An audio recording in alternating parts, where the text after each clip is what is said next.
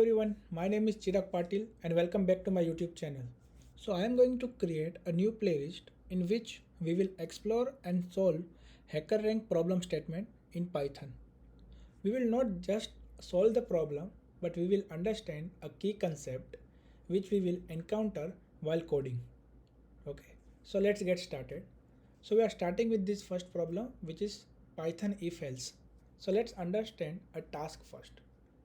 So task is for given integer n, perform following conditional actions. So first is if n is odd, we need to print weird. If n is even and it is in the inclusive range of 2 to 5, we need to print not weird.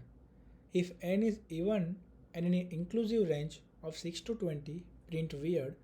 If n is even n greater than 20, print weird. Okay. So we can divide this problem in two parts. First is we need to check whether number is odd or even, and the second, these are the if else condition flow, right? So how we can check the number is odd or even? So if we divide any number by 2 and we are getting remainder 0, then that number is even, right? So how we can achieve that in Python? So basically there are three operators in Python which work around the division part, right? So let's understand that.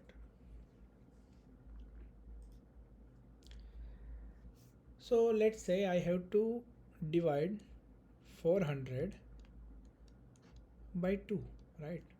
So we can easily calculate this, right? So this is remainder, this is quotient, this is divisor, and this is dividend, right? So let's say I need this remainder, right? So there is operator modulo in Python.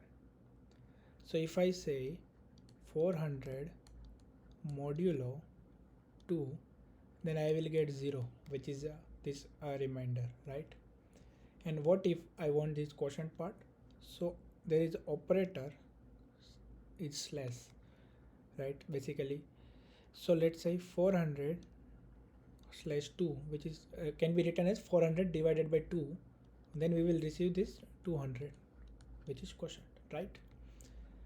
And sometimes if let's say we will divide 5 divided by 2, right? So we will get a floating point number which is 2.5, right? But there is another operator which called as a double slash. So if I say 5 double slash 2, then I will receive 2. So what this double slash operator do, it will return a floor value of this, which is quotient. So let's say if we will divide 7.2 divided by 2, we will receive 3.6, right? If I do 7.2 divided by 2 with double slash, then I will return 3, because the floor value of 3.6 is 3, right? So these are the three operator. First is modulo, then it is slash, which is division, and there is double slash, which will return floor value of quotient, right? So these three operators are there. So let's move to our problem statement.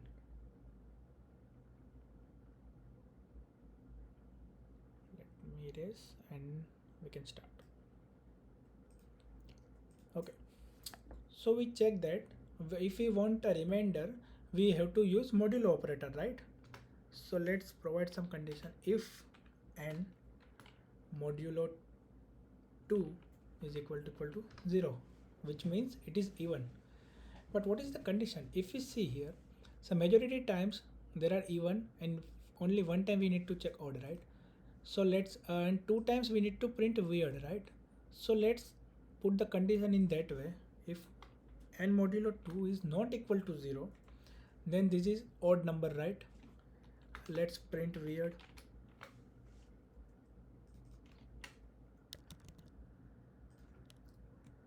Okay. So now if we look problem statement, we need to we print weird when the number is even and it is inclusive range of 6 to 20, right? So I can write here or. So first this condition will be evaluated n modulo 2 not equal to 0. If it will be true, then it if condition will be executed and we will print weird. If this is not true, it will return false, and then the Python code will go for checking the next condition because we are using OR operator here, right? So if this condition fails, that means our number is even, right? So I can write what condition is there. If number is even and it's range to between 6 to 20, so let's write 6 less than or equal to n less than or equal to 20. Okay, so why we are using less than or equal to? Because it is inclusive range. Okay, so we are done with this printing weird, right? So now what about the not weird? So if you check, if number is even, right? So if this condition will fail, not equal to 0, that means number is even, right? And if number is even and less than 6, between 6 to 20, we need to print weird, that we return. For else every number which is even, we need to print not weird, right? Let me write it here, not weird. So we handle every cases here. So let's run this code and check. Yes, so we passed two test cases, 0 and 1, which is basically here they had provided for 24 and for 3, right? So let's submit this code so we can check whether our code is passing all the test cases or not. Yes, so we passed all 7 test cases here, and we are okay.